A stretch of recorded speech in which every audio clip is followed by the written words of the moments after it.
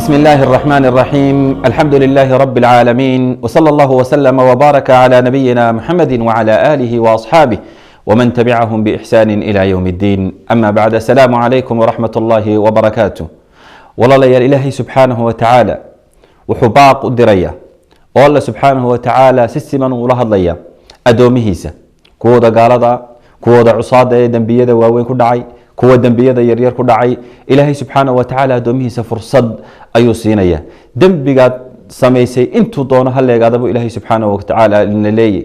haddaad wax dishay, haddaad wax dhacday, haddaad wax xaday, haddaad wax xamatay, haddii aad zinaysatay, dembi kastoo aad samaysay ilaahay wuxuu leeyahay waan idin dhaafayaa dunuubtiina, laakiin ii soo noqda, ii toobad keena, addoonnimadiina muujiya buu alla subxaanahu wa tacaala leeyay. dhadhamiya macnaha sifooyinka ilaahay subxaanahu wa tacaala ah in ilaahay dembi dhaafa uu yahay, in ilaahay subxaanahu wa tacaala uu naxariisto. ilaahay muxuu leeyay qul yaa cibaadiya aladiina asrafuu calaa anfusihim laa taqnatuu min raxmat illaah.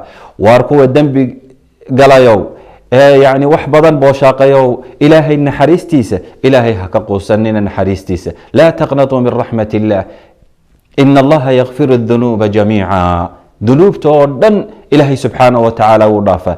dembi kastaad gashay intuu doono ha leegaado, ha warwarin, ha walaacin, ha walbahaarin, ilaahay dembigaaga wuu dhaafaya. laakiin ilaahay subxaanahu wa tacaala usoo noqo. ina allaha yakfiru dunuuba jamiica. waayo ilaahay subxaanahu wa tacaala wuxuu leeyahy laba sifo oo ilaahay subxaanahu wa tacaala aynu u sugayno oo ah labadaa sifo aynu ka dhadhansanayno labada magacee ilaahay subxaanahu wa tacaala aayadaasi uu ku soo afmeeray.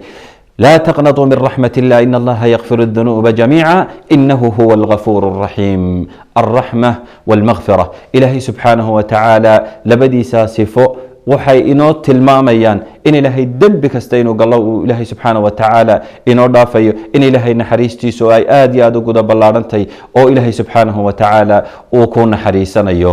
ku dadaal inaad dembigaagii ka soo noqoto.